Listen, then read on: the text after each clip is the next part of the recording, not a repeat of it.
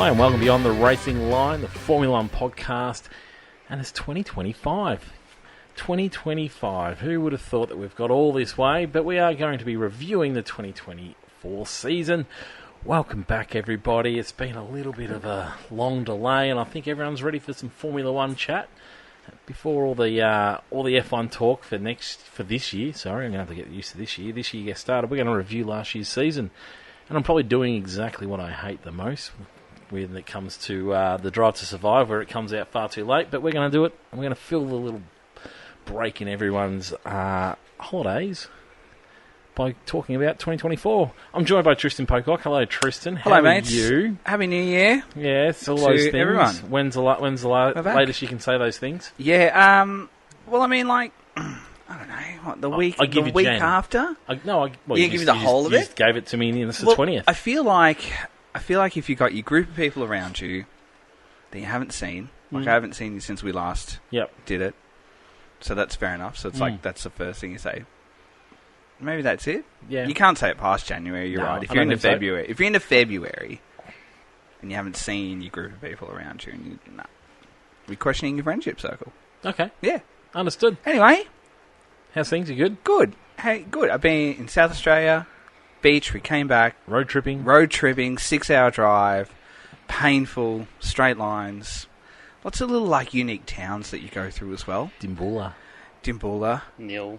Yeah. Dimboola, because that's the road, because I was looking at the map. Where's it? Dimboola and Hamilton Highway, which just goes forever. Went through Hamilton. Went through, my favourite place to go through, because it's random, is Amphitheatre.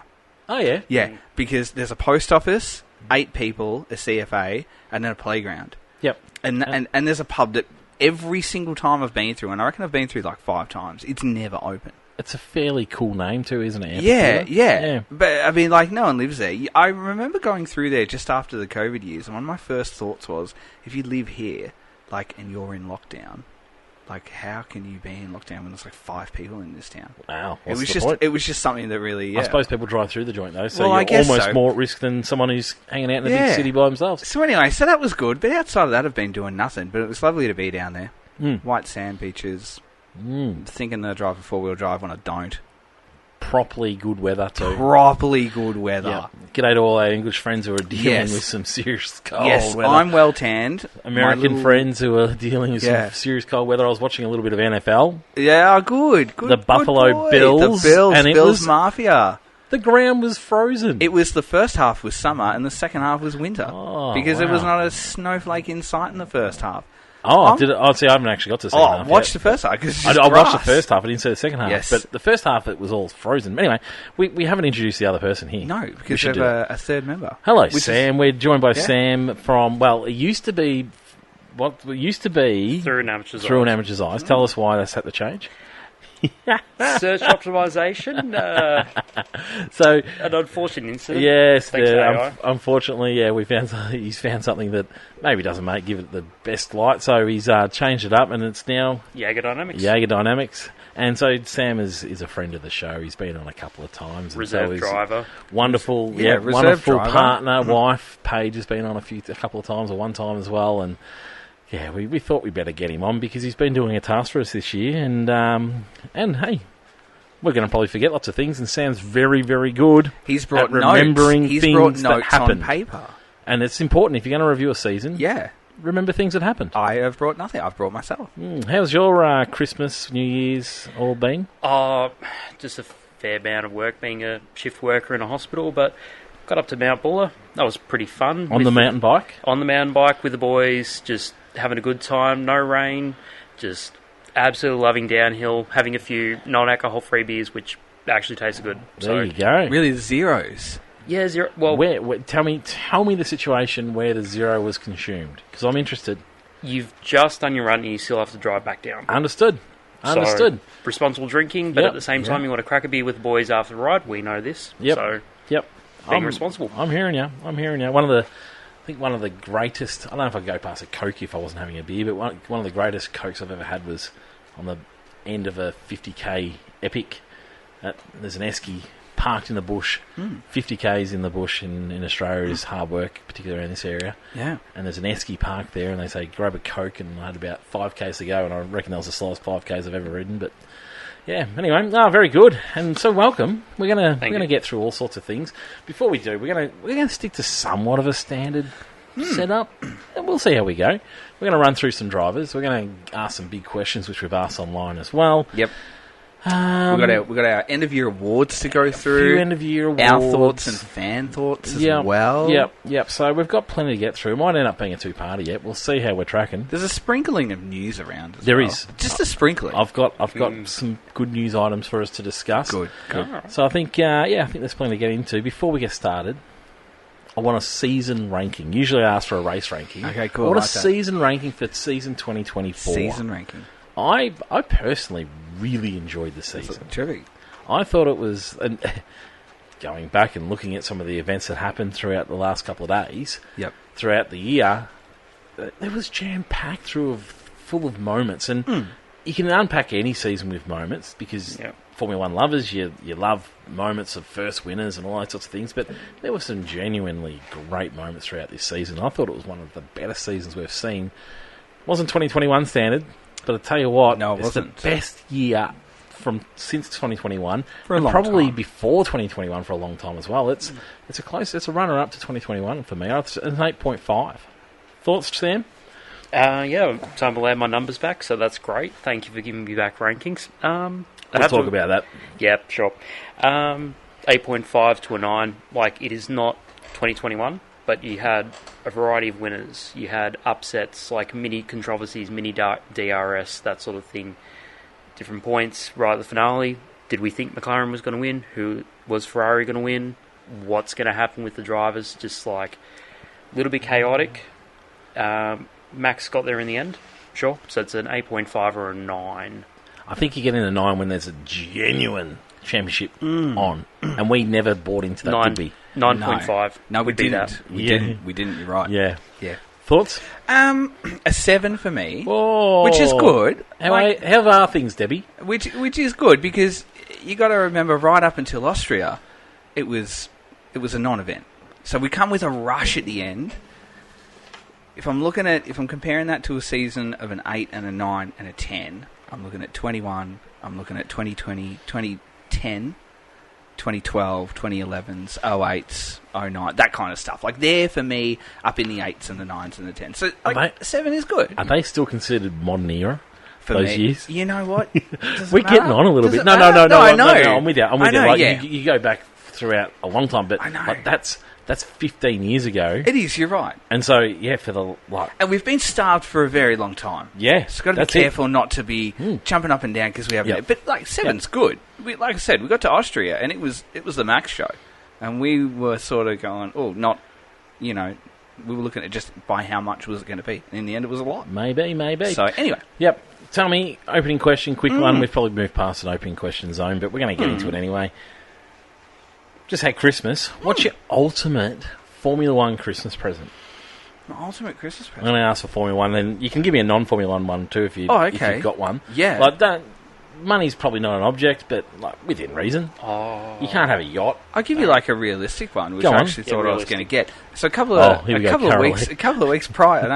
weeks prior to Christmas, I saw a full-size replica Fernando Alonso helmet in Cash Converters in town, which is like $247. I think you've said I told you about episode. this, have I? I don't know, the Cichlids one. Anyway, I'm like, that's really good. And I said, 2 days later, it was gone. And I was like, damn it, what are the chances? But then a little part of me thought, ooh, did she go and get it? Anyway, the massive box of Christmas stuff. I hadn't thought about the fact. I was like, surely not. Surely not. Anyway, no. So I didn't get but that would have been my ultimate Christmas present as well. Yep. I'd like a race suit. Oh, yeah? I'd like a race suit. Just something different. You know how I feel about signing stuff. I'll be on the loose in March again. But, a race suit would be cool. Sam? Along the same lines of feasible, but probably a little bit overpriced, so Paige wouldn't get it for me. The coffee tables where they've got the rim and the that's tire. cool, isn't it? Oh, yeah, the it is F1 cool. authentic And glass stuff. top. Yep, glass top. That's cool. So we're talking something like probably an Aston Martin rim with the intermediate tyre on it. Yep. The intermediate does always look a bit cooler, doesn't it? Because different, like it's just colourful, yeah. Yep. So, like, would you really go with the soft? Well, they got to be used for something. The wet weather tyres, don't they? Well, that's true. Yeah, get us that one for cheap. Yeah, no, that's a good one.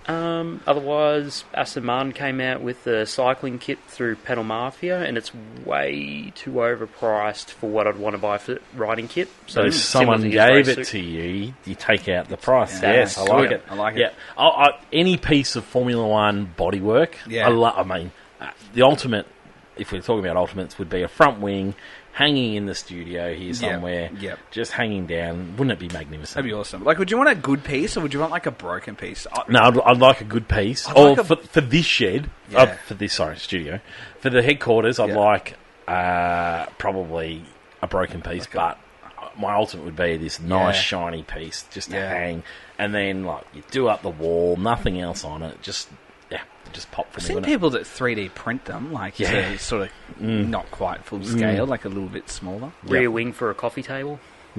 Absolutely. Yeah. Yep. So anyway, that'd be my ultimate. But before the holidays, we went to with school. We went to the tech school in Bendigo. Yeah. And they've got this room which is like set up for the ultimate viewing of anything.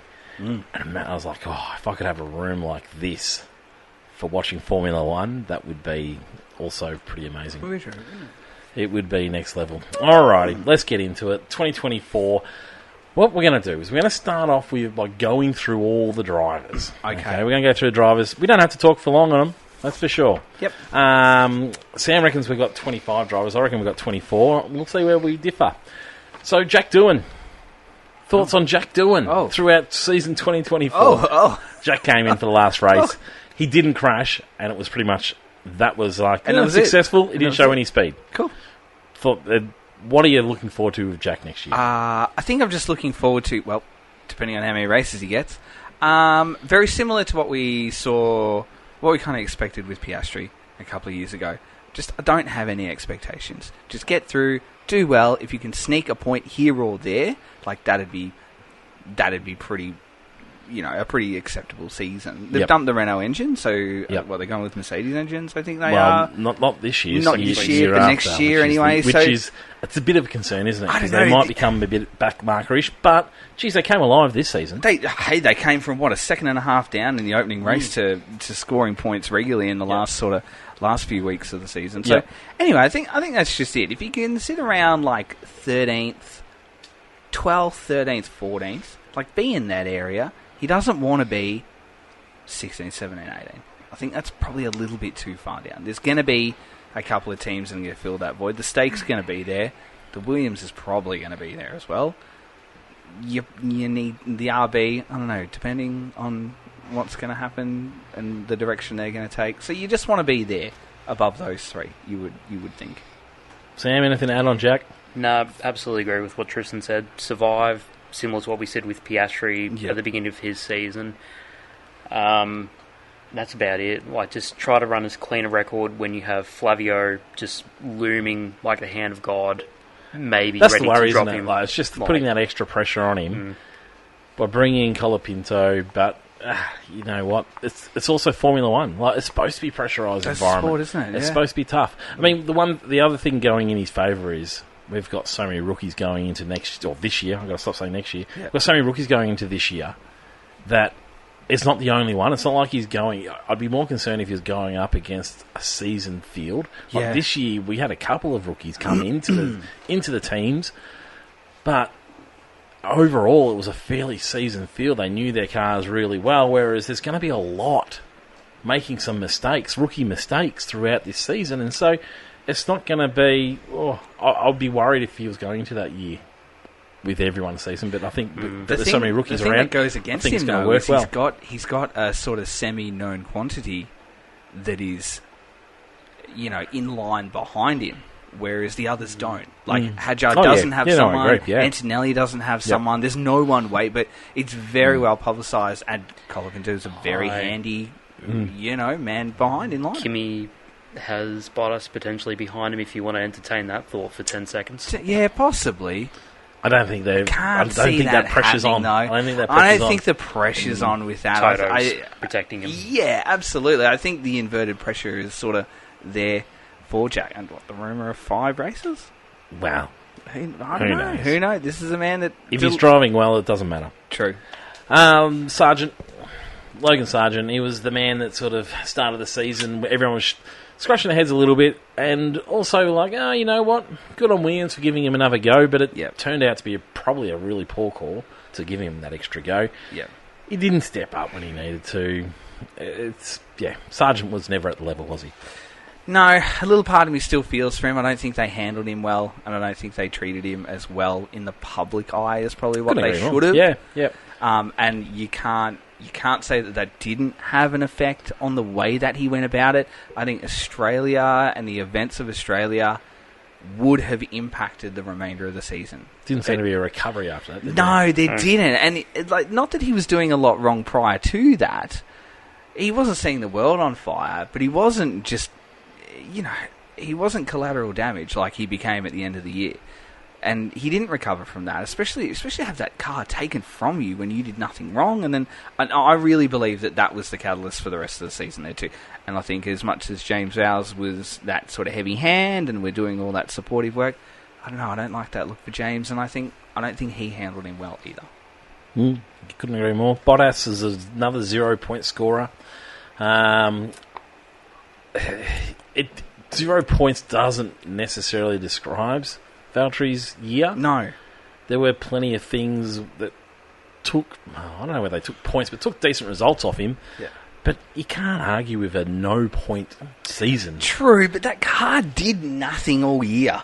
And when it was able to go, there was the rattlegun incidents in the opening rounds. China, barely within the last lap or so, was coming 10th, was going to get it, and just gets pipped on the line. I can't give Valtteri a fail mark for this season. Like, I have to give him a pass mark, which sounds ludicrous from a 0-point season. It does. But like I said, that car was doing nothing. That team was doing nothing.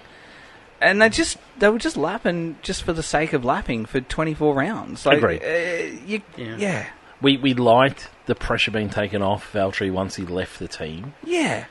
Did he stick at it for just a little bit too long, do you think? Well, he said himself that in hindsight that if he had the option to go elsewhere to the other options, that he would have gone there because he didn't quite realise how bad it was going to be. So, I would have loved to see him finish off at like a Williams or somewhere like that. But anyway, it'll be what it'll be. Yeah, he's a reserve driver for Mercedes, and we'll wait and see. I think it's the best place for him too. Yeah, keeps him involved. There's a few drivers that will just be hovering at this point in time because there's new race seats becoming available, and there's no guarantees around a lot of race seats in the next year or two. Contracts in this sport are null and void now, aren't they? But just hanging around the sport is probably not a bad move for and you got Cadillac coming in too, and I'm sure Toto would love to have his hand in a bit of Cadillac as much as he doesn't like what they're taken from him cash-wise. Yep. Mr. Golden Boy, Lawson, 4 points for him. He's now going to be a Red Bull driver. Ugh. It's a huge turnaround. I mean, in terms of where he's been in the last couple of years, what a roller coaster ride. Come out of a relative unknown. Yep. And he came in 2 years ago. 2 years ago now, and he came in and did the job when Ricciardo injured himself. Yep. And he did well in that point. Yeah, did really well in that point, and that was enough to just line up a few eyes around the Red Bull camp, and it put a fair bit of pressure on.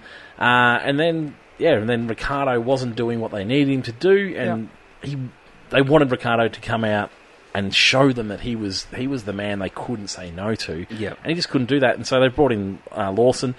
Can't say Lawson's really shone in a huge way. I know how you feel about it. Can't say he's really shone in a huge way, but he hasn't done anything horribly wrong either. He's the cool head amongst the others when Perez wasn't the man for the job. Yeah. Sam, I'm going to you first on this. Very indifferent about Lawson and how it all went, battling Alonso at Texas, getting into a bit of a fisty fight, shortly followed by almost clipping Albon in Mexico, and then for the rest of the year, I just didn't know what was really going on with him, to the point that you think it'll be nice if he got the V-carb seat or whatever we're meant to call him for this season.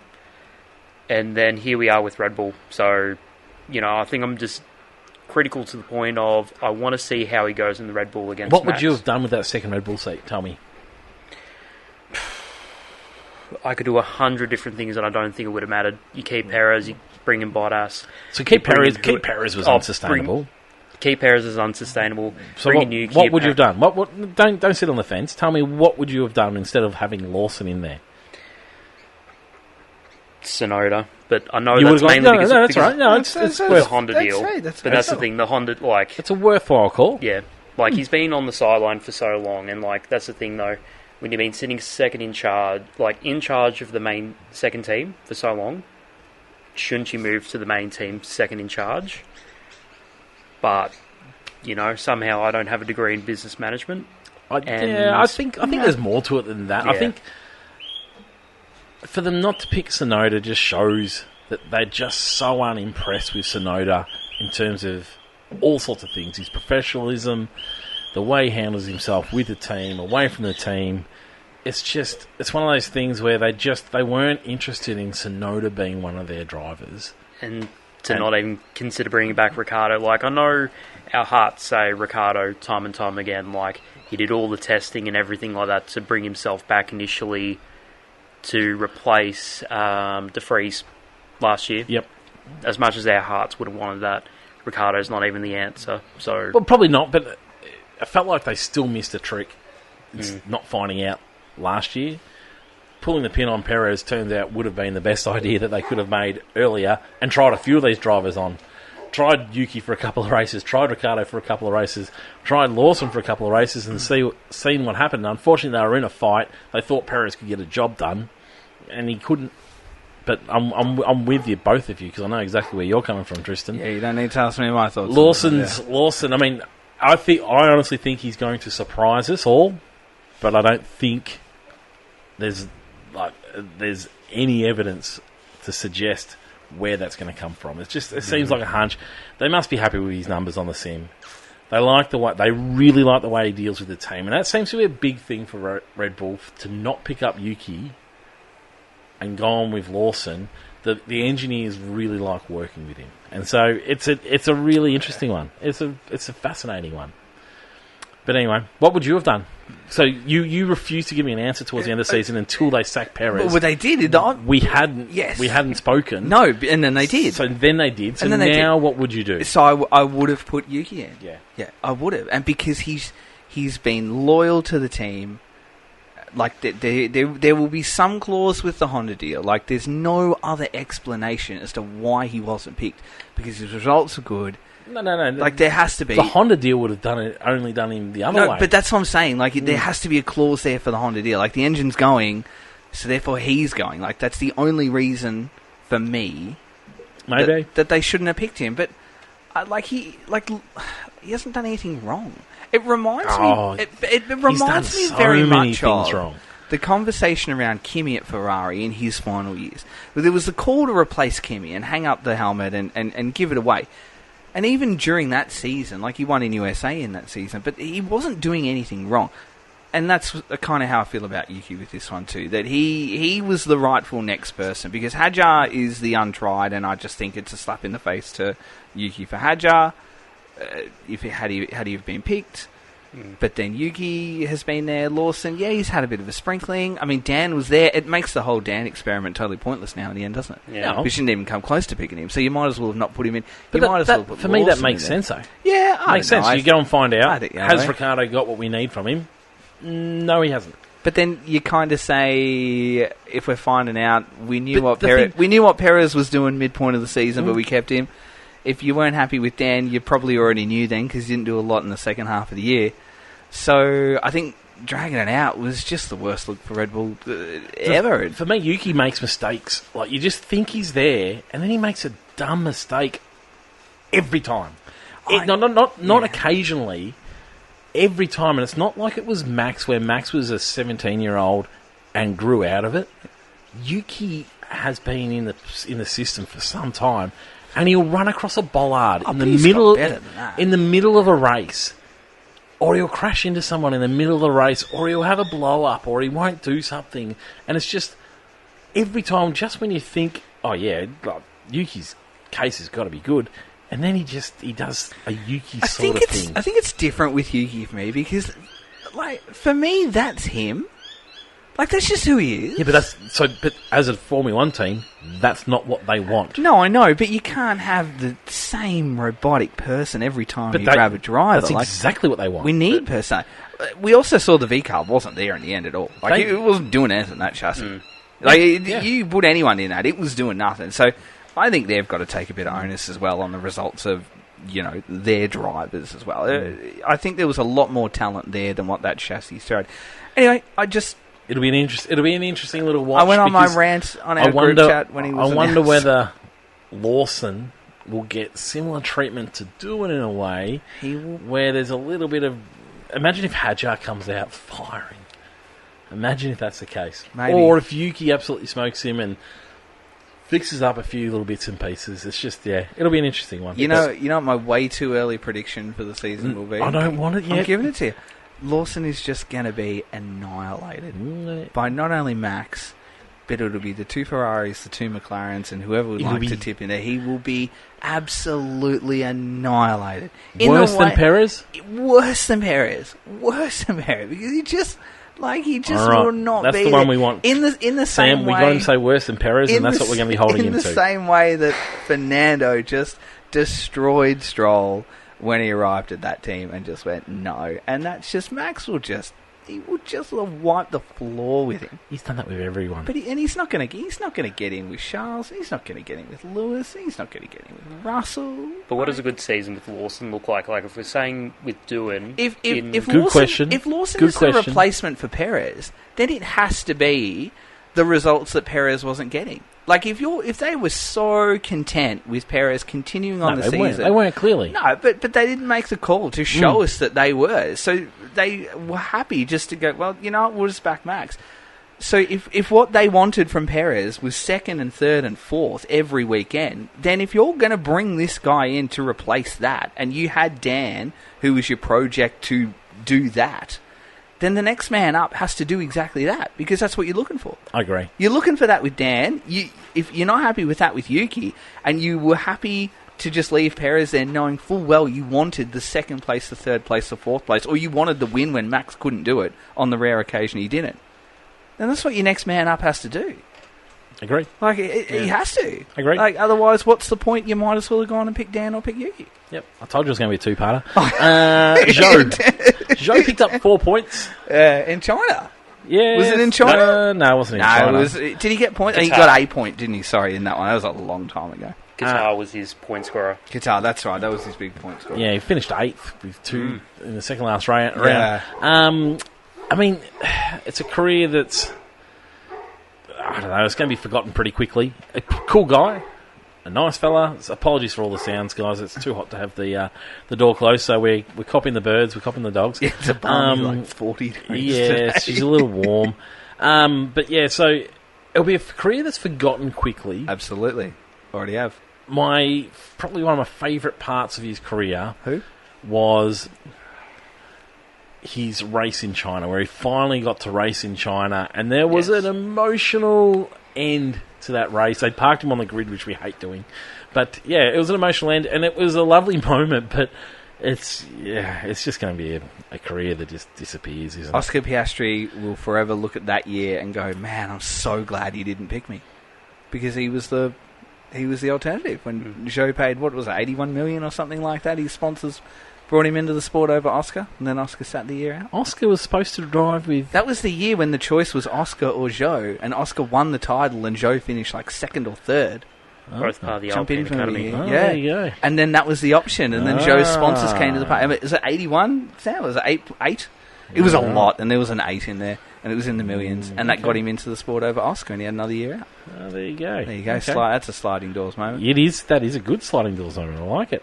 Franco Colapinto, 5 points for the season, and is now like the ultimate backup man. He's the guy looming. He's your world champion reserve behind the mirror. Yeah. Thoughts on his season? I thought it was a fantastic season. To be dropped in out of nowhere in a Williams. which was trash. Was doing all the things that Logan Sargent couldn't do in that Williams. Was not really doing a lot in F2 anyway. Yep. And then to jump in and just grab it and go for it, and then suddenly score points on your first, like, was it 3-4 outings? Yep. And we all just went, wow. Yep. Awesome. He dwindled out as the season dwindled out, but I think Williams but it's also like that's right. Like Williams is the sort of car where you make the most of any opportunity that came, and he made those opportunities real early. 4 points in his second race. Then there was a couple of races later, he picked up another point, and so yeah, it was a decent end. I mean, the end of his season also wasn't helped by a couple of DNFs. So yeah, it was. Is he unlucky not to have a drive this year, considering there's so many rookies going into the field? Do you think, Sam? Fair bit of a toss-up. Like, what were you going to do when you're in a team that already has Albon fielded in? You've just signed on Sainz. Mercedes then fields Antonelli. And do you really want to go to Alpine with so... he didn't have the opportunity at Alpine. I think Jack had been nearly signed by the time that happened. So, Augie, you're going to have to leave us, dog, because you're panting into the microphones. Fourth co-host. Yeah, exactly. Yep. Yeah, I mean, it was probably... I would have thought that possibly the kick Sauber might have been the opportunity for him, but anyway. And he signed Bortoletto in that case. But I think there's also just that tale of... You look at that Brazilian weekend, how much of a massacre that was on chassis, on parts, and if you're if you're a team that's all the way down the bottom and you need every spare to count throughout next year, because it's not like you're going to keep building them, because 2026 we've got whole new chassis, whole new aero rigs, everything like that. Like, you're not just going to have a bunch of spare parts out the back. You are going to run every part to the last race you can, like that Red Bull even did with their rear wings with Max at Vegas. Yep. So, do you really want to sign that guy that absolutely binned a chassis, how many different aero parts in the last 3 rounds? I think if you're a team manager, you sort of think about that, and you have nowhere to put him elsewise. Yep. No, that's fair enough. But yeah, it was a solid drop in, and then things to get away from in the end. But yeah, like we say, I mean, there's that Williams issue as well. Behrman, 7 points. He had a... I forgot that he raced. Well, he had 2 stints, didn't he? He did too, that's right. Did the Haas He was the stand-in for Sainz with the appendix, wasn't he? Yep. And picked up 6 points on his debut. Yep. That's a decent result, isn't it? That's all right. Even if it isn't a Ferrari. Finished 7th. So you should, yeah. And then, with Haas, he even picked up a point with Haas at Azerbaijan. Mm-hmm. And then he stepped in again in Brazil. So, fascinating season. He'll be a pub quiz at some stage. Thoughts on what his season's going to look like next year, Tristan, for Behrman? Again, it's like, in the ballpark of doing. But knowing how good the Haas is, I kind of expect quite a few points outings, actually. Like 9th. Yes. Like 10th. Do you... is it as much... How much should be put on Hulkenberg with that Haas? No, because we saw K-Mag early doors bringing the results as well. Yep. And I think it was the latter part of the year that you saw Hulk's experience, little bit more experience, sort of come to fruition there. So, I just think... I'm excited to see what he can bring. I think so too. But it's not a Ferrari. No, but I would also like to see, I kind of want to see the first 5 races. I'd like to see like 5 points. You'd want to be... He would want to be double digits just after halfway. But like 10. Okay. 10. If you go, say, 4 or 5 rounds after halfway, you'd probably want 10 points. Okay. And you'd be okay with that. That ass is going to be good. And he's shown that he's pretty handy too. Simulator work thanks to Toyota, the wind tunnel, there's a lot of results. That's right. They've finally got the work that Gazoo's going to put in there will be enormous. And I think Behrman's the absolute pick of the rookies in quotes. Like he is, he's the pick. The one alarm bell that goes off for me with the Haas team is 2 new drivers, no base understanding of car. Well, I mean, they did get him in for a couple of races, one at the end, but no real base understanding for the car. Well, Ocon's got that good experience. He has got good experience, but But having that understanding would have been great to have one of those drivers in for a bit longer throughout this season, just to have that little bit to work off. So I'll be interested to see how they navigate that, because Haas hasn't been able to navigate that in the past, that mid-season continuing, and that's what we've seen change, but I want to see that change with new drivers. And so that'll be a new challenge for them, and then bringing in Toyota and all those sorts of things. It'll be an interesting watch. I think it'll be easy to do, because the Haas looks like quite an easy car to drive. So I would expect Ocon to pick it up pretty quickly, and I think BMW will have a very good handle on it. Make it as neutral as you can. And then develop around the drivers. Yeah, absolutely. And this is where Haas can sort of look a little bit differently. Like, 26 is so important. But Haas can sort of look at it a little bit differently. If they're okay with jumping up the field and I think Haas will put a little bit more time into 25 than what other teams will. Just because there'll be monetary value there that I think they need more than other teams do. Aman Dan, 12 points. It was a career that gave us a great deal of joy, and it was a lingering season where it just sort of felt like he never quite clicked the way we wanted him to. I thought we saw better signs even before he got injured last year. Go away. But yeah, I think we saw better little signs last year, and I'm not sure we ever saw it quite click the way we had hoped this year. But it was a career that gave us a lot. I mean, we'd ridden the highs with him. I mean, in those younger days when he was at Red Bull, absolutely, you'd be getting up early to watch to see what Dan could do, and it was it was wonderful. And it'll be sad to see him not on the grid, but yeah, that was generally about it. It wasn't a horrible season. But yeah, just wasn't what they needed from him, unfortunately. No. Any extra words on Ricciardo? It's very hard for me to say, because he's such an enjoyable personality, and definitely that driving force that definitely got Drive to Survive off the ground. Sorry to say that. But for me, with Ricciardo, I think I've always been critical, because it was always that move from Red Bull into Renault, into McLaren. Yeah. Just that much shuffling around that never made me impressed as a career man. And then, I didn't really follow him during his great period and everything like that.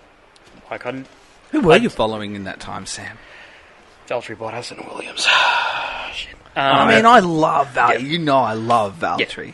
And he was good in the Williams. I don't love Williams Valtteri. But that's the thing, though. Everyone was just we need to support Ricciardo. We need to support Ricciardo. He's the Australian. To me, for drivers that I support, it's always about team values, like Seb in the Aston Martin, hence why I'm wearing an Aston Martin shirt right now, not because of Stroll.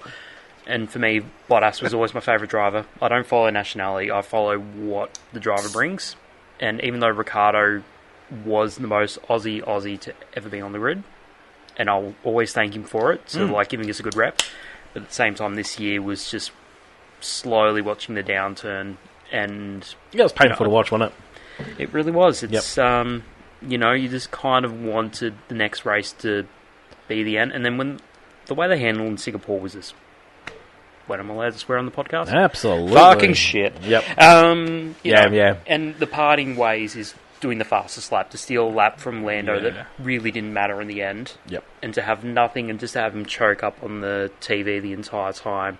And I think even if you weren't a Ricciardo fan, you were crying because you were watching somebody that's been an integral part of the sport for so long, that people love because of the personality and what he brought in the Red Bull days. And that was it. He couldn't say anything that he was leaving. Yeah. He just had to stand there and half cry. Yeah. And he's like, this is shit. Yep. Thoughts? Don't know. Yeah.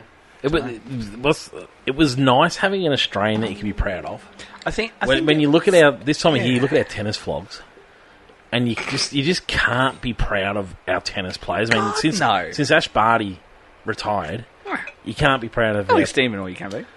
Yeah, probably. I don't follow it enough because I'm just so disenchanted with Australian tennis players for so long, where they're just, you can't be proud of them. And whereas Ricciardo, you can be proud of the way that he went about his racing, the way that he respected people, and the way that he could have a joke and a laugh. And it's a fine balance when you're a high-end athlete. They're usually batshit crazy, which is what our tennis players are because they're individual sports people. Yeah, you're right. But they're usually batshit crazy because they have to be to get themselves to that level. And it was refreshing to have an Australian that wasn't. Yeah. Sam Kerr's the other one. I mean, Ash Barty and Sam Kerr and Dan Ricciardo were our best athletes, best representatives for a long, long time. Absolutely. So, yeah, anyway. Albon season. We've got different opinions on Albon's season. I thought he drove fairly well, but had his moments. But as we said, that's a very Williams thing at the moment. Yeah, it is. What were your thoughts on Albon's season? No, I think a big disappointment from what he's come off in the previous years. I think he been that Williams equal amount of times as what Sargent and Colapinto did. He was at one stage the hottest property in the sport. Yeah. And, really for me could have gone anywhere and stayed with Williams. And I think that might be in I reckon about 10 years' time, that'll be that moment. That'll be that sliding doors moment. Name the team he could have gone to. But he could have gone to Mercedes. But you would have had him. You would have had him in a Mercedes and gone, that's the right call. Yeah, you would have had him in a... No, I know, but what I'm saying is, if today you go, there is a spare seat in Red Bull, Mercedes, Ferrari, and today you say, I'm grabbing Alex Albon, you're going, oh, are you? But go back 12, 24 months ago. I know it wasn't, but that's what I'm saying. Like, you go back 12, 24 months ago, and you say, there's a spare seat in Mercedes, I'm grabbing Alex Albon, you're going, that is an incredibly good call. Yes, that is the right call to make. So that's what I'm saying. Like, it's just, no. Sam? Yeah, sure, points on the board, but I'm grinding my back teeth over the Australia incident, him crashing into Ricciardo at the first turn on the Japanese Grand Prix first lap, crashing into Tsunoda in Mexico, just haphazardly making his way through the field and not really doing much, especially against Lawson in Mexico. It's just, you look at Albon, and like Tristan said, at the beginning of the year you thought this guy is the up-and-comer. When one of the Titans retires from one of the top teams, you pick up Albon to replace the Titan. Yeah. And at the end of it, you're just like, why do we have him in the Williams? Like, we're seriously going to give him another year? And that feels like the same statement we say about Sargent. So I think he has a lot to prove this year. Like, he has signs. Somebody that's won Grand Prix, that has built teams up from near ashes. It'll be an interesting watch to see them alongside each other. Like, the whole Singapore where he thought Colapinto was racing him too hard, and, they weren't even remotely close, but, to have signs now in the team, somebody that is ultra competitive and will probably want to drive that Williams all the way to the front row like Mansell did and Senna did. Like, Sainz is going to be out for blood to make that Williams great again. Absolutely. Other than the time that he was in the Red Bull, this is the second time he's had a very worthy teammate that is almost a little bit better than him, to be quite honest. Almost. Sainz is much more in the Williams. Like, in the Williams, he's not going to be a lot better than him, but he'd be a little bit better than him in the Williams. Alex's experience experience in the Williams will help him through this next 12 months. But I think he's gonna he'll be in for a bit of a shock in the first half of the season, especially because he did whatever he wanted against the other teammate, and on a bad day against his past teammates, he still looked great. I couldn't agree more. I think it is going to be on for the two drivers. I just think he's had a pretty decent season in what was an absolute rubble of a team to start with.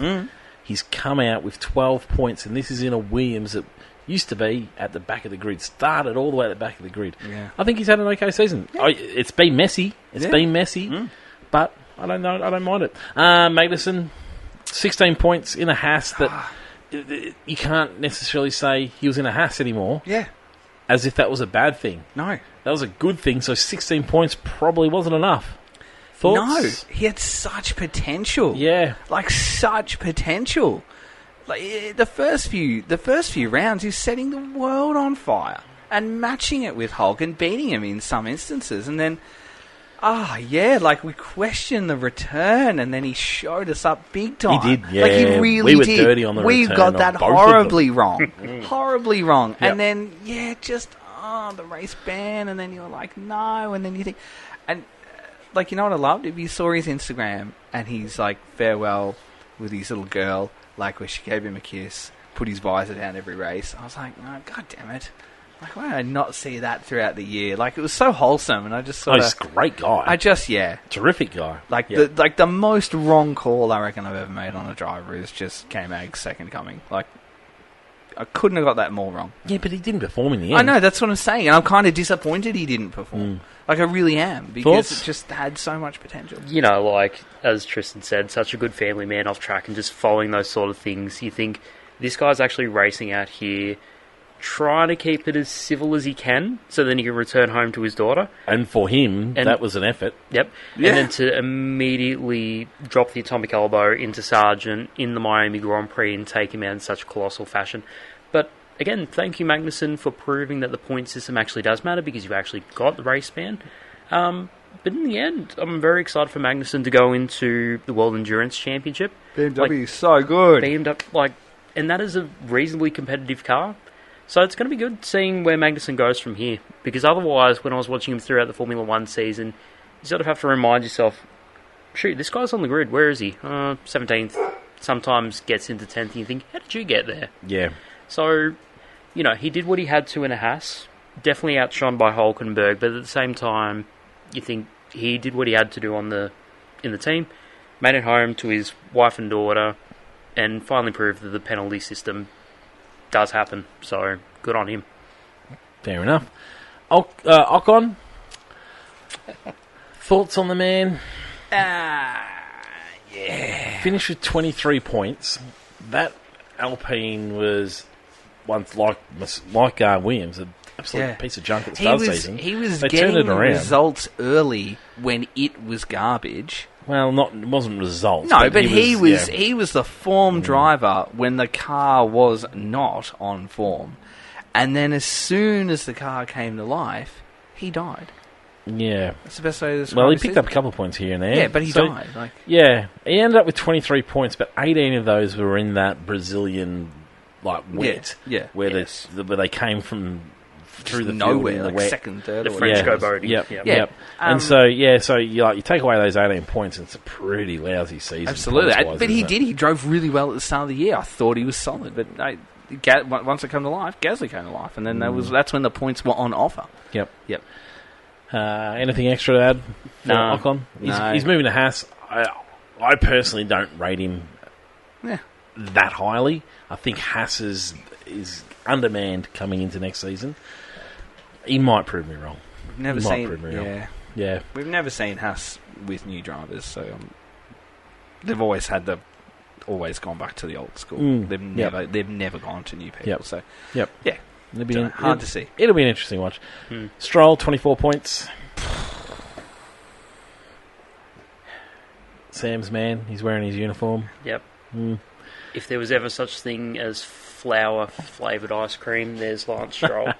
Just offensively nothing. Oh, that's bad. Just, you think, what's the highlight of Lance Stroll throughout the 2024 season? And you see him go off into the gravel trap only to drive straight back into the gravel trap. that is so just him, isn't it? That is his entire 2024 season. Do I really have to say anything else? I think we've said enough. It's nice hearing someone else on this podcast say things about him. Do you get to the point? I think Tristan's at the same point in a row. You just get bored of bagging him out, don't you? Oh yeah, Is it his last season? Let's change this topic a little bit. Is it he's going to be his last season? It has to be. Dude, I don't even care. Are you saying he's going to Haas? No, but it has to be his last. I don't even care if it's his last season anymore. I just don't. Well, it better be his, otherwise it's Alonso's. Because that other seat's disappearing. I know. That's what I've got to spend the next 12 months sort of come to terms that there could possibly be. How many Sudoku puzzles has Felipe Drogovic done on the sidelines? How many hours on the simulator has he has before? Could you imagine? Felipe just thinks, this Haas team pretty good. Come on, go to Haas. Could you imagine? Where's Felipe? why have a reserve driver at Aston Martin? Even Hulk was on loan to other teams, because what was Hulk doing at Aston Martin when you had 7? Stroll. Sorry. I don't know. We've discussed Yuki. Anything else to add to him? No. 30 points. Yeah. Can't wait for the Anger's team radio between those two. With Lawson and Yuki? No, Hadjar and... Oh. Hadjar and... Oh, sorry, Tsunoda. yes. Yeah. Yeah, it'd be interesting. I mean...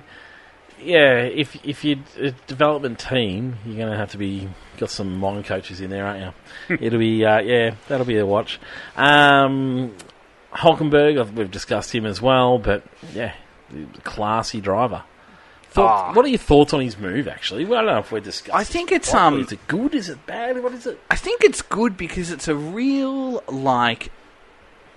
leap of faith. Nah, it's a real insurance policy. Do you think so? For what could be another 5 to 6 years in the sport.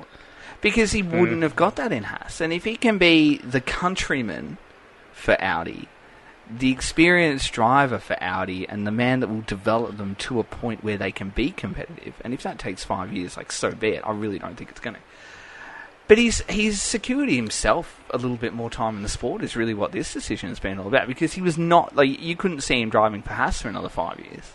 No. But definitely not. Why? Just because I don't think they, as a team, would have hung on to him for 5 more years. But he's the German man to develop the second or third, whatever you want to call it, German team. He's a family man. Yeah. Back when he was in Renault and that, and he was a bit more fiery and everything absolutely. like that. That's not the guy you want to employ for a brand new team. But this is the man that pulled I understand why. Haas out of the I understand why they wanted him. Yeah. I'm not sure. I mean... But then you can it became clearer where Haas was, but he would have had a very clear idea. But then there's probably a future after Formula One by being with Audi, because then you can go and then race. If you're making your Formula One career about, but that's what a smart driver does. You have that time. If you look at Lewis's move to Ferrari, this is the fairy tale. I can go there now because I've done everything. And that's what I want from a personal level. Yeah, that's it now. So that, which is fine. But then if you look at Hull, he's looking at it the other way. He's like, well, you know what? I've had my time. I've been in and out of the sport. I kind of want a little bit of security around staying in the sport. Plus, if I go to this team, I love motorsport. I want to keep driving. I can attach myself to... the WEC series and the endurance. Do you think he's going to have trouble with that otherwise? I don't think so, but again, it's just security. I just feel like it's just security. He was earning good points. He's going to go to a back market. They aren't going to be anywhere until 26, 28 at the soonest. There's going to be a lot of money attached to it. That's beyond Hulkenberg. He's not... I think... There was probably 2 offers on the table. It was probably Haas saying 12 months and Audi saying 5 years, and he said, I'm going Audi for 5 years. Maybe. And that's all. Because, again, was he winning a title with Haas? No.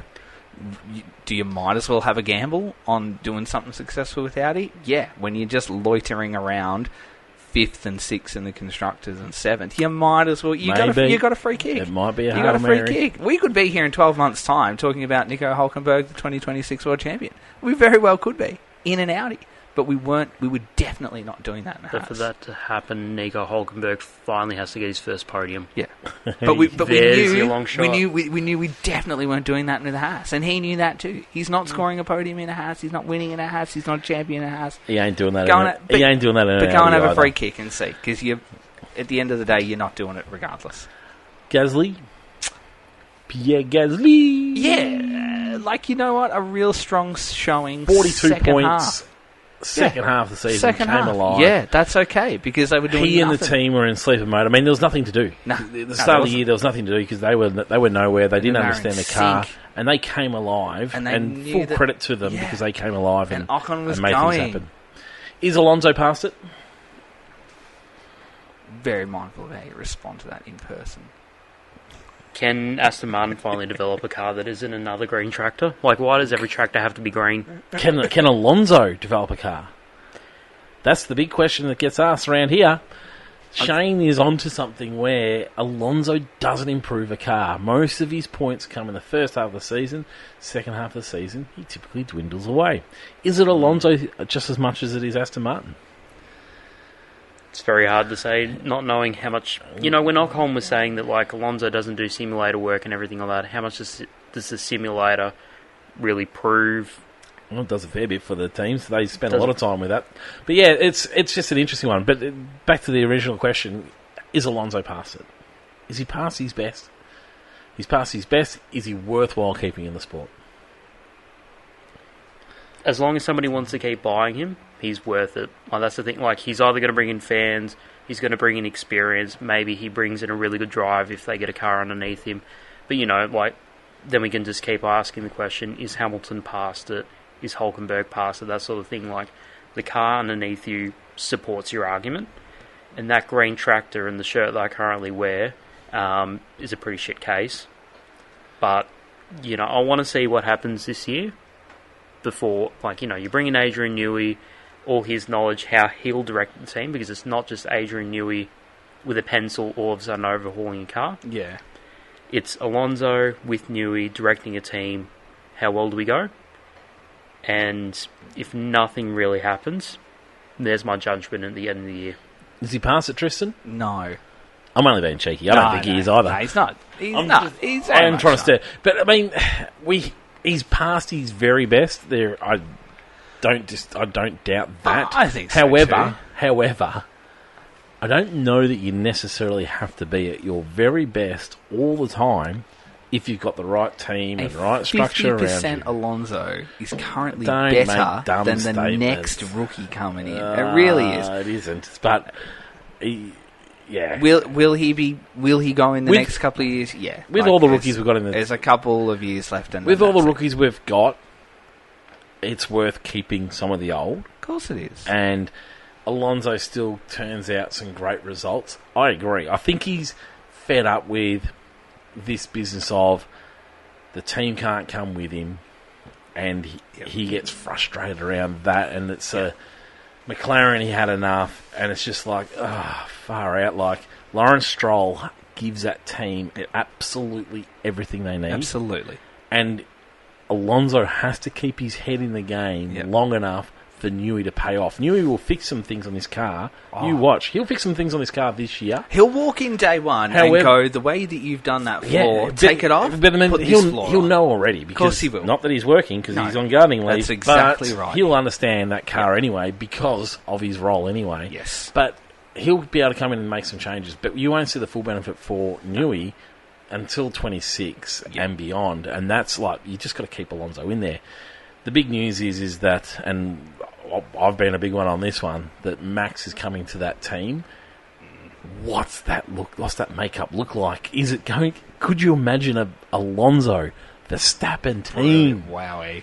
Holy moly! That would be like if you've got Newey. That's Tristan's wet dream. You've got Newey and you've got Aston, and that whole thing's coming together, and you've got Fernando and Max. You are literally penciling in 1-2, like March 16th. You are going Aston Martin 1-2 in whatever order you like for the remainder of the season. That becomes just the most untouchable car in the world. That straightforward, but absolutely it is. It's just a lineup I absolutely want to watch. It is. Yeah. It is, and it's just win second, and there'd be a bloody point in it at the end of it.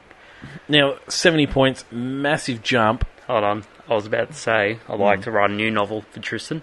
What if it's just Hamilton Rosberg 2.0? Nah, it wouldn't be. Ultra competitive. Oh, it definitely would be. Nah, not at all. Not could you imagine? Not at all. I don't like the team lineup because they're going to be the fastest and unbeatable. I like it because they're going to be chaotic. It's going to be wonderful watch. I just think they're different, those two. Yeah, 100%. To put them together, it would just be, I've got 4. I've got 2. Probably should add 8. It would be Senapros. Not at all. It would be Hamilton, Rosberg. It would be it's going to be magnificent to watch. That's what I'm on the sidelines for, honestly. My worry is that they're going to oust Alonso and keep Mr. Stroll in one of the cars. They have to. Perez. Let's talk Perez, because this is getting long.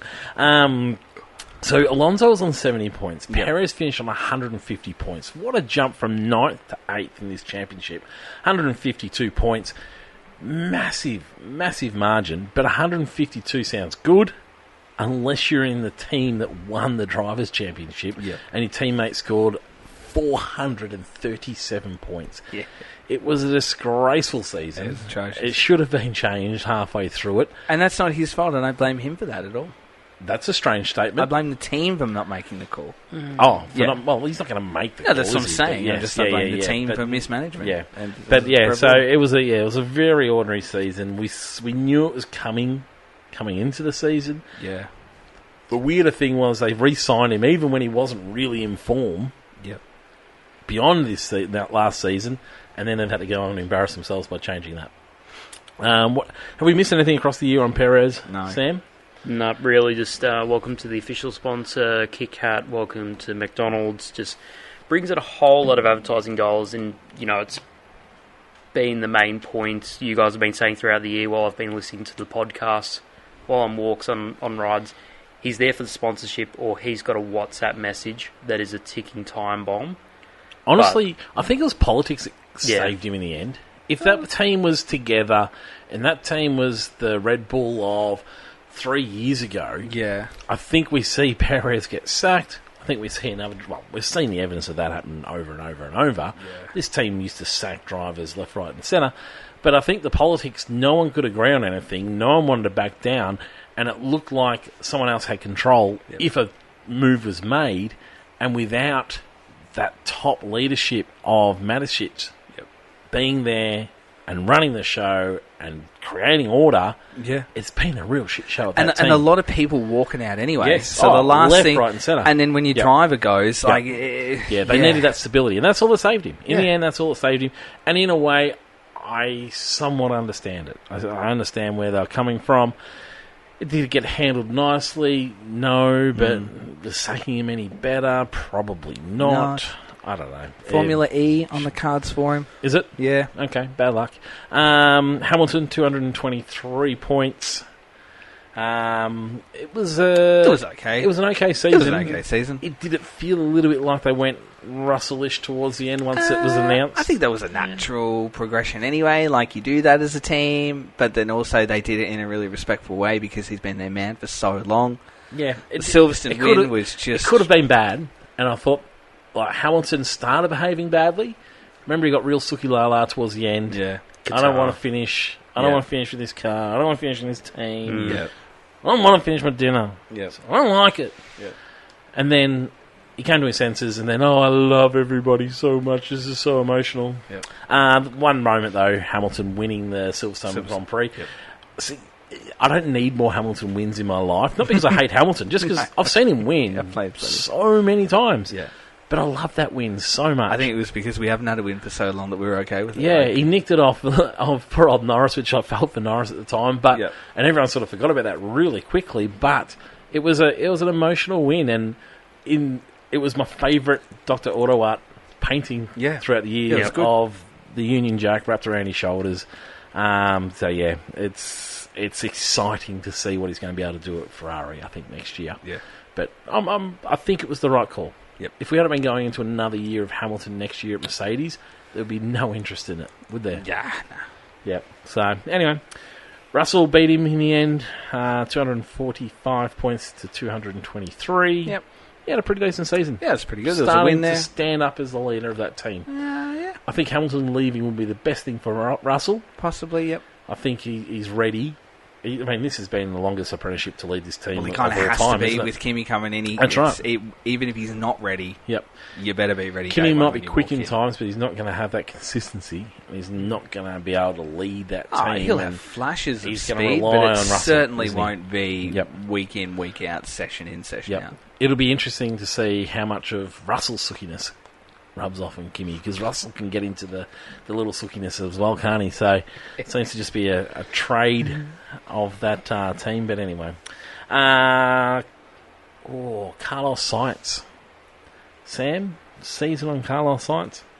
Welcome to some of the most stellar wins out of nowhere that you can possibly imagine. There were some beauties this year, wasn't there? Australia. Have your appendix out, weight loss, here we go. Yep. Get the win. Wasn't even sure he was going to be able to drive. Yeah, wasn't even going to be sure he's going to drive, and he absolutely, drives the wheels off it. Gets the win in Mexico. Yep. Mexico overtake for the win. Last win as a Ferrari driver. Yes, yeah. Yep, that was an emotional one. It was good, yeah. It's a bit like, how to describe it? It's a bit like when your child has spent the week just misbehaving, and then suddenly they wake up on Saturday morning and they're just gold, and you're like, oh, I'm really proud of you. Like, I just thought it was a really well-behaved season. He had every right to not be. He had every right. Okay. Every right. It could have fallen apart when the announcement was made that Hamilton was right going. to walk in day one and go, I'm Yeah. not doing what you want me to do. Yep. And he did. Yep. And you're like, yes. Yep. Absolutely. I didn't expect you to do that. So he was on 290 points. Piastri finished on 292 points. I thought it was pretty decent for Piastri. Yeah. I mean, it wasn't Norris levels, but it wasn't that far off Norris levels. Yeah, but it also... Second season. Yeah. Yeah. Year 2. Yep. Yeah. There's still plenty to learn. Oh, there's so much to learn. What's the main thing he needs to improve on?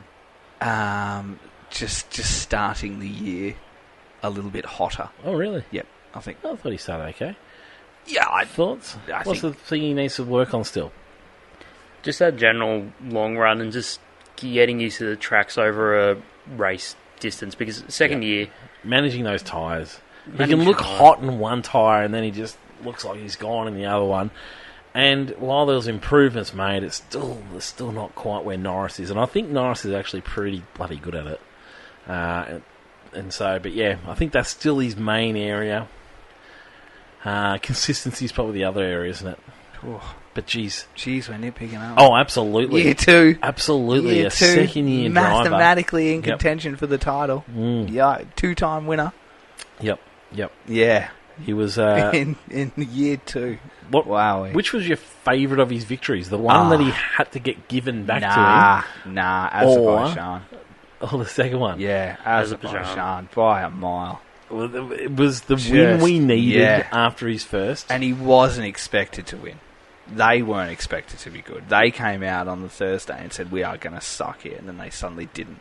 Yep. It is a hard track as remember well. Remember the year we were in Australia and Valtteri won?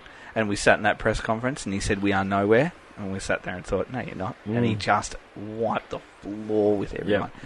And we're like, okay, we didn't expect it to be that much. That just, Yeah, no, it was the win we needed for Oscar after his first win, which by all rights was his. Yeah. No, remember when Norris... Oh, no, but they pitted... Yeah. Oh, sorry, he did get a sprint race win last year, but remember when Norris took his win... Well, sorry, they pitted Norris first, gave him position, anyway, all that debacle, and just didn't feel right. And so, we got the win we needed. It was a great season. It was a fantastic season. If I could improve anything, it would just be improving that tyre management. But I'll tell you what, nearly every driver would feel like that, I reckon. Absolutely. Leclerc, I thought he had a really great season as well. Finally won at home. So two of the biggest wins. Monza with the Tifosi in a Ferrari, and then Monaco. Like, if you could tick 2 boxes as a racing driver, they've got to be up there with your first 2 ever, aren't Fairy tales. If you're going to drive for a Ferrari, you want to be winning Monza for them. And then winning your home, which turns out is Monaco. Wow, what a season he's had. I thought it was a really, really great season. Didn't quite have the points, but they came a little bit later than everybody else, didn't they, Ferrari? It was Red Bull started, McLaren came to the party, and then Ferrari came once McLaren picked up a few of those points, and that's probably where they lost it. Absolutely. In the end. But, it's exciting for next year. God, I'm looking forward to that battle between him and Hamilton. Norris. Go on, boy. Well, I mean, it was Talk there. to me about Norris. It was there and it wasn't it? It was there and then it wasn't there. I think Norris proves my theory that you've got to be in a title hunt to experience that pressure. I think it's like to be able to win one. Yeah, you got to lose one to win one. Not many win their first attack. No, Max did. 21 was his first proper go at it. He'd been around, but he hadn't been in a title hunt. Yeah, that was his first and go. I mean, geez, he didn't really win it. No. Like, in terms of, I don't want to start a fight. Seb took a little while. But yeah, like Seb, his first one though, first real crack at it. 10 was the one he won. 9, they weren't really ever in it because that was the brawn. But like Hamilton didn't win his first crack at it. No, but he could have. He nearly did. He's the exception. Well, no, he's not an exception because he didn't win it. No, but that's what I mean. Like, you've got to go through it, and then he wins it. Yeah. Do you know what I mean? Like, you've got Leclerc. I feel like has been in it, and now he's ready to go. He's just got to have the car behind him. I feel like Norris has now been in it. He's now going to be better for it. Yeah. And I thought, look, he had a great season. He had some great wins. Yeah, Leclerc's here, like his year that he was in it, he didn't win it as well. The relief from everybody when Norris won Miami, that all of a sudden, hang on, there's something on here, isn't there? Yep. Thoughts? Safety car timing, especially, like, it proved that the McLaren and Norris were somewhat competitive. is there the argument that the safety car really did help sort of like put nails in the coffin and give him the win? Without potentially, doubt. But we hadn't seen a car on terms with Red Bull until Miami, and we saw glimmers of that. They were helped with those things, but I thought it was a great season. I mean, and then the race immediately after that, when we go to Imola, one more lap, and Norris would have won Imola as well. Yes, Yep. You know, at least prove that the two cars are there. Was Norris necessarily on the level, ready to take the fight tooth and nail? It felt like he had a season of... It just needed that little bit more. Like, he was in 2 battles with Max. Austria and Mexico. Yes. And it was just like, it's just that little bit more. Like, he came second a lot throughout the season. Yep. And it was just that little bit more. And that's what I think being in this title hunt's going to help him out with. So, yeah, I thought it was a really great season from Norris. Yep. And he was, let's be honest, he was up against, like, a generational driver. We say that all the time, I guess. But he's up against a driver in his prime in a car that he really loves driving. Yeah. And that's really important. Yeah. Max Verstappen, 437 points. And there was a theory that there was a race on towards the end of the season for that championship. We never quite bought into it because I think everyone knew that Max was eventually going to work things out. Yep. And Norris wasn't going to be consistent enough. And that's generally the way it worked. And Brazil was that moment, wasn't it? That it was just, he only needed to do one spectacular thing because he banked so many early points. Yep. And he did, and that was there. And he said, no, this is the weekend, and just ripped it away. And in the end, cantered away with it, to be quite honest. Like for something that was, a handful of points at one stage, just, went bang, bang. And then suddenly it was, if you looked at the result at the end of the year, you wouldn't have expected that it was going to be that close. Pretty much after Brazil, it felt like there was a handshake. That's exactly right. It was just like, that'll do. There's a handshake at Brazil between Lando and Max. He's got the title. Lando's got the drivers for McLaren. Yep. That's it. Yep. Which driver did I forget? You told me we had 25. I went through 24 of them. Alonso, Colapinto, Albon, Perez. Nope, covered everyone. Word document said 25, so... Oh, there you go. Perfect. All right. So, that's everyone throughout this season. What we'd typically do now is a race ranking, thanks to All Signs. Thank you to All Signs throughout this season. All Signs, that's awesome, all your signage needs.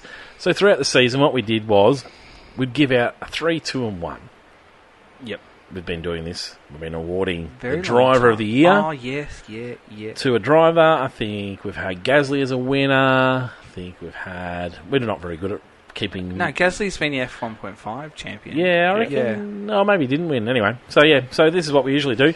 And then this year, for the first time ever, we decided, rightio, halfway through the season, we better include everybody on Fan Frenzy and all their tips, because this is the Formula 1 Beyond Racing Line community. The Yondies, as I like to call them. Beyondies. Yeah. Yeah. Good. So what we did was we thought, all right, I'll go back through and I'll go and calculate everybody's scores.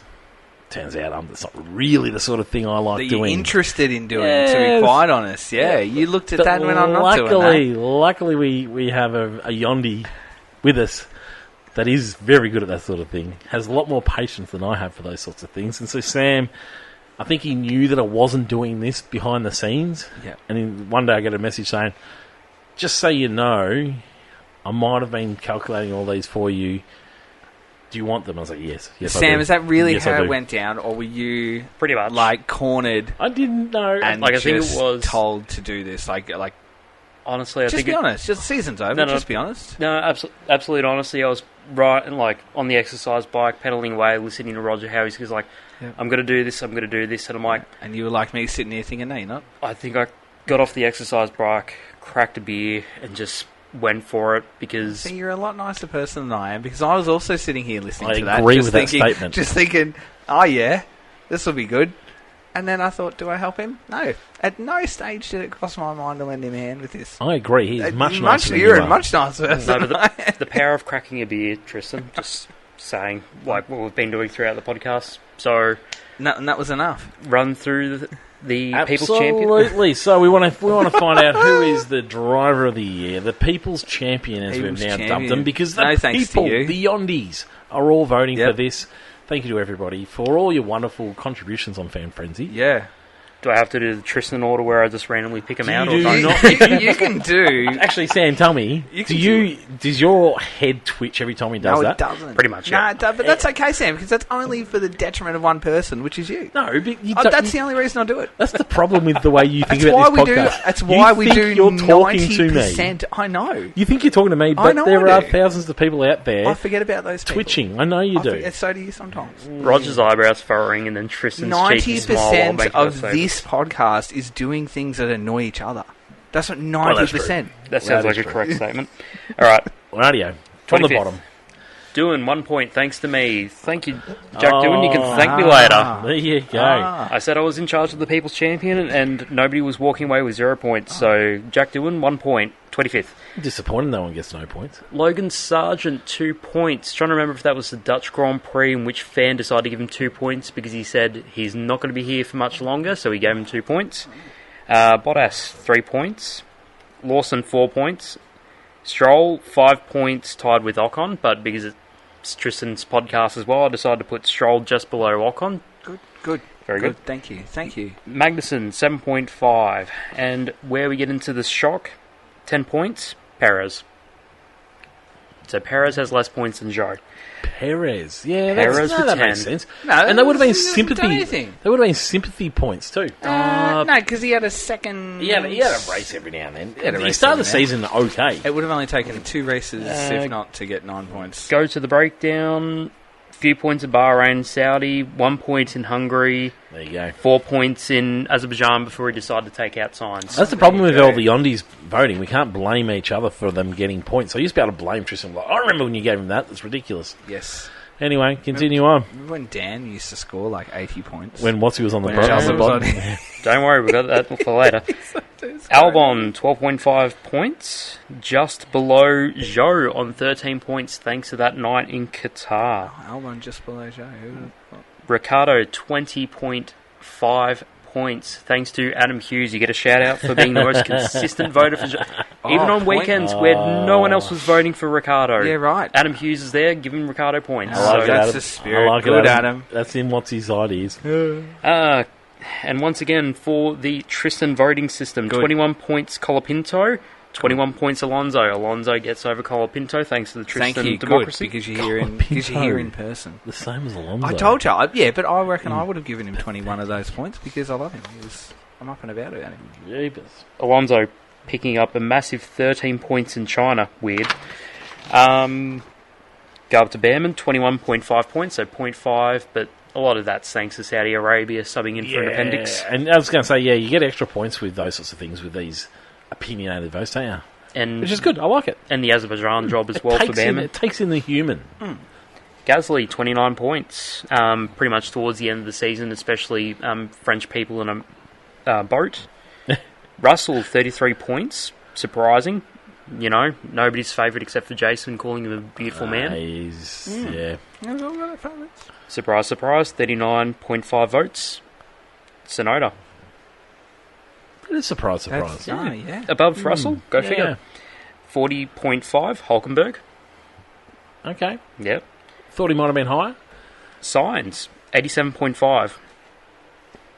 And then where are we? What position?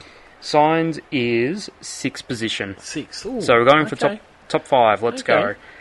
Literally before the podcast started, and Roger says we're going to record tonight. Yeah. Sam, have all your affairs in order from Abu Dhabi. You were positions changed at the last moment thanks to Abu Dhabi. There you go. Verstappen gets 5th on 90 points. Okay. Hamilton up to 94. Verstappen gets 5th on 90 points, and he wins the World Driver Championship. That's good, yep. And who was that? Who was above him? 94, thanks to Hamilton's last race in Abu Dhabi. One night in Abu Dhabi. Hamilton beats Verstappen. Yep. Wow. Yeah, it makes sense. Thanks a lot to... But we're big on that. We don't, just because you're awesome, you don't just get points every week. Just because you're in the fastest car. Yep. The ridiculous runaway of the British Grand Prix. 29 points, like one of the highest scores for a weekend. That makes sense. Yep. That makes sense. It And was a we big race. brought fans into it too, don't forget. Mhm. Yeah. That was a really good weekend for fan engagement, honestly. Yep. Third place, Leclerc. Good. 115.5. And he was third in the championship. Hold on to these numbers. We haven't heard from Norris or Piastri. Who's your guess, Tristan? Piastri. Yeah. Yep. Welcome to your first place, Piastri with 204.5. Ooh. Pretty much 50 points over Norris on 150.5. Whoa. So then we can even get down into a teams People's Championship. Oh, okay, yeah, go. Holy go. moly, I don't bring teams to this People's Oh, Championship, no. do I? No, only did this is for bringing- one fact. There is only one fact we're going to be doing with this. Okay. Sauber, 16 points. Behrman on loan, 21.5. Behrman beats an entire team in the People's Championship. Oh. Alceman, 26. Alpine, 35. Williams, 35.5. So 0.5 over Alpine. Sorry, French. Haas, 48. VCarb, 65. Probably thanks to Adam Hughes and Ricciardo. Red Bull, 100 points. Mercedes, 127 points. Ferrari, 203. Finally, McLaren, just being an absolute Max Verstappen in the People's Championship, 355 points to clinch the People's title for constructors. Yeah. And that Sky F1 is how you do Driver of the Day votes. I like it a lot. Jeez. Well done, Sam. Boy. Excellent work bringing big work to the team. Good, Sam. Good. Tell me, it's all done on computer? Yep, all done, like printout right in front of you there, all Yep. typed up. There you go. Jeez. Tristan only came to the computer for the first time I like my notebook. this year. Yeah, I like my notebook. Everything else I'll do with a notebook. I think you had more files this year with your computer. Yeah, I think I did. I like my notebook. It's just handy. It's cool. It's interesting. Yeah, okay. Yeah. Anyway, what are you going to go with? Are you going to go with your notebook? Or are you going to go with... No, I'll stick with this now because. What are your thoughts on Oscar winning the Yeah, absolutely. all signs? It's trivial. 3, 2, 1, It's trivial. driver of the year. Trivial. I think so. What are your thoughts? Yeah, I like it because it brings the human in. Humans Yeah. understand humans. Do. Race results don't necessarily. Humans understand humans. Yeah, you can quote me on that. I won't be. Yeah, there's It's probably a insightful, book in it. yeah. Will you Like- be back next year, Sam? Like, that's the big Like, question look I at- think everyone wants to know. Pretty And how much. much will you be asking? Everybody wants to know, mainly Roger wants to know. Everyone wants to know. Roger wants to know, will you be doing his heavy lifting again for 12 months for free? Oh, if I get a reserve driver role alongside There you go. Watsy. Oh, good. like it. Oh, good. like it. That's it. Excellent. Okay. Tick that box. Is that it? Like, you're officially taking Unless- that as yes, I'm in. Unless, of course, people decide to dud me in the Australia episode straight off the Oh, bat. we'll do doing that. Absolutely. Yep. It'd be like when you said the French Grand Prix was the greatest Grand Prix we ever Oh, saw, God. and Tristan banned you from putting We points had in. a nicer desk here, and it's no longer here because after you said that, I was just like, he smashed the desk. it's not Full no. Toto smashes the desk. Absolutely, Exactly. yeah. Your All right. headphones? What we're going to do is we're going to finish this part of the episode with your dud of the year. Dud of the year. This might be an overall dud where they've continually dudded, or it might be a moment. A moment of the year. Okay, so we're going to, because we always go with a dud. My dud is going to be Norris with his carry on Oh, gosh. around Gosh. Piastri's win. Okay. That's my That's dud your of the dud year. moment of Yep. the year. Yeah, it annoyed me. I understood it, but geez, it annoyed me. Just the carry on around. Piastri's leading the race. Yeah. Norris is called in for preferential treatment to come Yeah. in because it's best for the team. Yeah. He was under the most pressure. Bring him in, but then he undercuts Piastri, refuses to give the place back, and I understand that. But there's just the carry on that goes Yep, okay. with it All right. over Fair. and over and over. Fair. And Yep. you've proven your point. We've had to tell you 1,000 times. He just embarrassed the team. Okay, all right. And this is coming from someone I love. Okay. I love Norris. I think he's Yeah. a brilliant driver, and I think he's a great human. But yeah, for me, my dud of the year is Norris for that one race. I thought he had a great season. My dud otherwise. moment of the year is the stripping of cars from Logan Sargent from Williams. And Yeah. that's my. Yeah, that you've held on to that one. I have. I think I will forever. That's my dud moment of the great. year. It's just it's wrong. It's I think Anyway, that's the right call thank from you. you. Thank Yeah. you. Thank you. Yeah. Thank you. Thank What's you. your dud of the year, Sam? Knee-jerk reaction is Stroll in the sand pin in Brazil. Oh, but yes, good. but I think I'm not even sure we gave him dud for that because we got him. That's what he does. We've done our heavy lifting on that topic, haven't we? That's a knee jerk. But if I'm going to say heart and soul, the dud, like we're just saying this was just the absolute shittest. Really has to be the send off of Ricciardo at Singapore. Like everyone knew what was going on. Good call. But just give him what he needs to. Just like let him say what he wants to. Have as many long interviews as he wanted to with the truth, not hiding it. Yep. That was just shit. As I said, like Singapore could have been a beautiful send off for him. Singapore could have been beautiful. Like it's the lights, fireworks. Like, come on, like we could have had all the pieces there. Like, sure, I think we all want to make the argument of he could have made it to Texas, and Texas could have been the sign off and everything like that. Yeah, they hadn't decided, but they clearly had. One more race. You know, we can't be with that mentality. But if you knew that Singapore was the last race, you could have had like an Abu Dhabi moment, like where we send off drivers and everything in Abu Dhabi. You could have had that in Singapore. Yep. And we didn't. So heart and soul. And as I said at the beginning of the episode, not really a Ricciardo fan, but that was just a bloody dud moment for the year because that's how we send off someone that has done so much for the popularity of the sport. Yep. And that's shit. Cool. Yep. No, I'm with you. I think we nailed our duds. Okay, I'm happy with those. Yeah, good. Rightio. Keep your ears out for part 2. We're going to be splitting this into 2 parts. Coming up in part 2, we're going to be looking at your win of the season, the biggest winners and losers, underrated driver of the year, team of the year, driver of the year. We're going to hit up some news after that. F1.5. There'll be F1.5. We'll touch base on where fantasy finished. Yes. So there's so much to come. So much to come. Tune in to part 2 coming up next.